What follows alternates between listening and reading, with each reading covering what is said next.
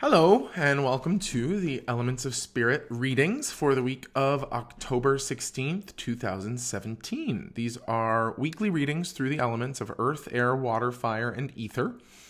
This is the ether reading, which gives you a sense of the space in which all of the other elements of earth, air, water, and fire are vibrating. You watch this video, there's an affirmation at the end, and then when this video is done, you find your sun sign and the element associated with that sign, and you watch that video, put the two together, use those affirmations, and there's your elements of spirit for the week. Fun stuff coming up this week, just so you know. I'm teaching channeling on Wednesday in Orange County, and then on Thursday, I'm doing a one-man tarot telethon on Facebook and Instagram, and I'm going to put up a phone number tomorrow that you can call. So you'll be able to make a donation that's going to go to hurricane relief, and then I will give you a 5-minute tarot reading, 3 to 5 minute tarot reading. So they're quickie readings, 5-minute reading tops on live. So basically you'll go in advance, make your donation. We'll have a bunch of slots set up. And then you'll get your slot and you can call in and wait in line, and then I'll click through to you and we'll give you your card reading. And it's all those proceeds are going to go to hurricane relief particularly in Puerto Rico. That's my intention. So basically, yeah, here we go. This will be the ether reading, and then we'll see where it goes from there. Okay.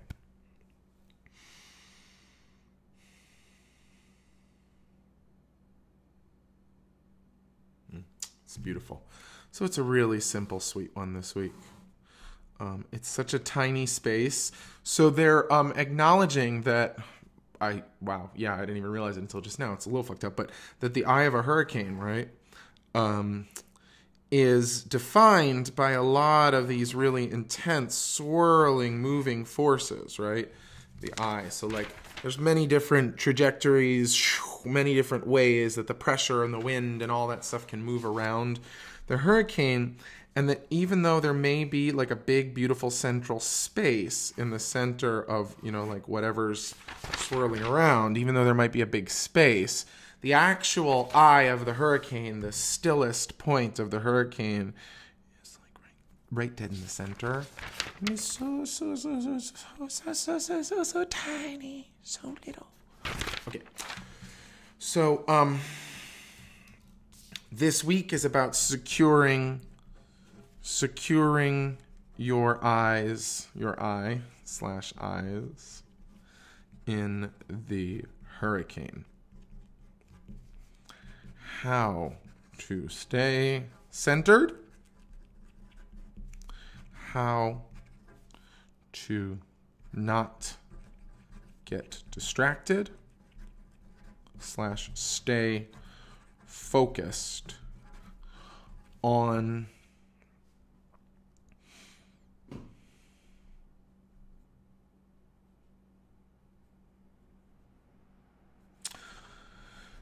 on matters you have prioritized, right? So there was a lot of things coming in right there, even on matters. Stay focused on matters, standards, intentions, literally whether it has to do with you in your life or reality, truth that's going on outside around you. The idea here is that there's going to be it's just going to be a very extra week. A lot of extra chaos, factionism. I mean, when have we not had a week that's been like that? Extra chaos and factionism. But here, factionism, polarity, big side-taking moments, right? Side-taking moments. And the idea here is that everything outside is trying, literally everything outside is trying to pull focus from inner truth, we won't even say inner truth, we'll say inner reality, right? The reality, the primary reality that's within you. And what we're saying here is only look outside when you've seen inside. Okay, so the idea here is that only look outside when you've seen inside. So whatever's going on around you this week, like, is just going to be extremely chaotic, extremely polarizing, very factionistic. I don't even know if that's a word, but factionism, lots of factions, right, wrong, black, white, good, evil, good, bad, you know, black, white, light, dark, good, evil, you know, like lots of stuff, you know, that is very factionistic. I don't even know. Factionism, factions, splitting, separatist, right? So much of that. And the whole point of it is that that is not real. If it's polarized, it might be interesting, it might be distracting, but it's not real. So if it's extreme, if it's polarizing, if it's pulling focus, if it's gathering, do you see that, pulling focus, it's not real. It's not true. If you see it inside of yourself and then you see it outside of yourself, then it is true, right? Then it is real. So basically saying only look outside when you've seen inside. Everything outside is trying to pull your focus from your inner reality. So whatever you think is most important, whatever you've been working with, whether it's something practical, something emotional, something you've been trying to understand. I've been working really hard mentally and physically this past week, just trying to do the things that support the intentions and really trying to avoid feeling too many feelings about it. So in this case, it's like everything outside is trying to pull your focus from your inner reality. You want to stay connected to whatever that inner reality is, whatever those priorities are, or how was it put here? How to stay centered, how to not get distracted, how to stay focused on matters that you have prioritized, while extra chaos, factionism, polarity, and big side-taking moments are occurring outside. And they're saying this is a problem of securing your eye or securing your eyes within the hurricane, how to stay focused.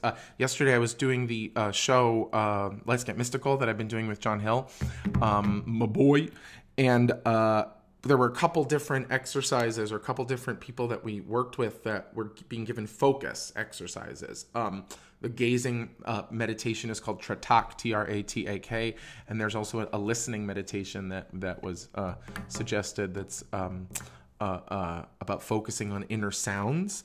So that's the idea. Meditation is going to be really good this week, not so that you just go inside and meditate, but so that if everything is surreal around you, if nothing seems real around you, the idea is to not stay turned outward in the chaos that's around you. It's to go in, connect to something that's true or something that feels real, even if it's just calm, even if it's just a moment of peace, and then search for that inside of yourself, which lines up with whatever you were looking at outside, or just fuck whatever's going on outside, reconnect to those priorities within yourself.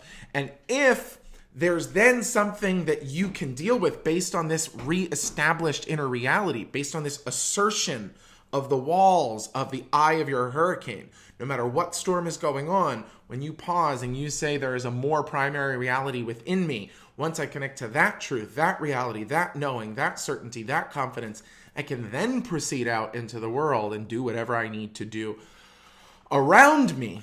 But I've been falling prey to this for the last couple of weeks. It's like there's so much going on around me. It's hard not to have a feeling about it, especially when the things that are going on around you are actually painful, are causing problems, but they're not necessarily happening in the way that they're being portrayed, or the way that they're being publicized, or the way that the news is broadcasting them, or the way that, let's say this has nothing to do with the world at large, let's say it has to do with your work or your relationships. It's basically just saying that if you listen too much to what your colleagues are saying, or if you put too much importance on the point of view of your partner or of your friend or in a relationship, this week is going to very likely pull you out of your own reality and into this kind of polarized reality of their truth, or their point of view, their perspective. And that's fine. Everybody's allowed to have their own perspective and sort of work for it and fight for it. But the tendency this week is going to be so much outer perspective and so many fucking opinions and so much factionism and so much crazy that it's going to serve to probably pull all of us attempt to pull all of us away from that kind of inner, it's not just peace, it's not just clarity, but it's authority, the inner authority of I am focused on this space, this inner space.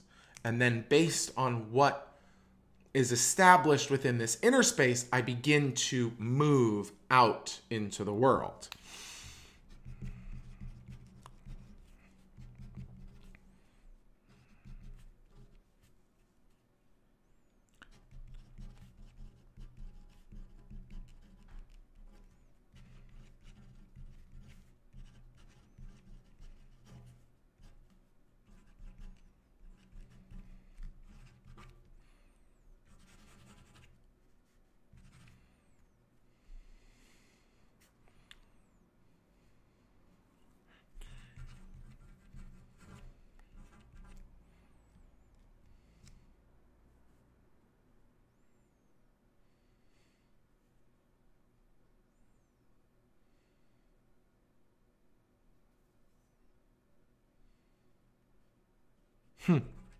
That's why I was like, what?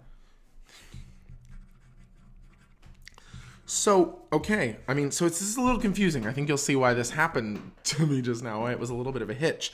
So the affirmation, I establish calm within before acting, speaking, or thinking without. So there's something in here, and the word thing that confused me was acting, speaking, very active. Acting, speaking, thinking to me seems more internal, and thinking without is like thinking outside of yourself. Sure, I guess if you push for it, but thinking without, before thinking without, before thinking of lack or thinking something's wrong, or basically responding to whatever external stimuli is making me feel emotional or triggered or highly polarized. And all of a sudden, I'm responding to that fraction of reality, that incomplete truth, that portion of reality which is not real, which is partial, right? But there's so much partial reality this week, and for however long, that it starts to feel extra. It starts to feel like it's all extra. It's all extraneous. It's all just too much. So what do? I establish calm within before acting, before speaking, before even thinking without. I establish calm within. It's not peace. It's not perfection. It's not bliss. It's not ananda. It's not grace. It's calm. Just fucking calm. Which brings me to this, conversation, communication we've been having about how riled up everyone feels, how triggered the nervous systems are, how intense all the elements are moving through each of us. And when I, two things that I turned up, which I'm just going to share right here because they're coming on through. One of them is that I think part of what's going on is that our bodies are processing grief that they don't totally understand because, I would say nothing's dead, but plenty has died, Talk about ideals, like how many ideals have died? How many of the American ideals have died in recent history? How many, global ideals have died? How many promises have been broken?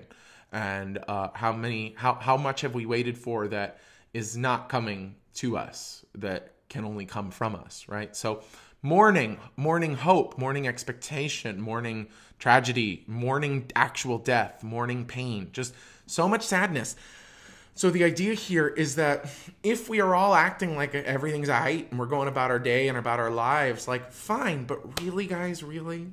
I mean, I'm not projecting this. Every single person I've said to that I've been like, doesn't it seem like we're all walking around like everything's fine, but everybody knows nothing's fine? Everybody's like, yes, I know, nothing's fine. And yet, in every storm, there is a perfect center. There is the tiniest, stillest, central point, which is not actually a physical point, which is a point that's characterized by its stillness, by literally everything hinging around it, but somehow magically this central space is completely protected from all of the chaos that's going on around it, all of the high pressure yin, low pressure systems moving around it, all of the, high pressure, low pressure, yin yang, high pressure, low pressure, right, is polarizing, polarity. That's the same. So it's like the polarity is what causes the spin, but in the center of that polarity, there is a point which is both connected to and independent of those counter-rotational forces. So our trick this week is to just remember that in all states, it's always possible to establish calm first before acting, speaking, or thinking without. I establish calm within before acting, speaking, or thinking without. Please, please, please enjoy this. Use this. May it serve you. May it keep you calm. May it keep you centered. May you remember that there's always a center in every storm. There's always a calm. Okay? And we'll see what the rest of the elements have to say. Thanks for tuning in. Check out Earth, Air, Water, Fire, or Air, Fire, Water, Earth, and we'll see you next time.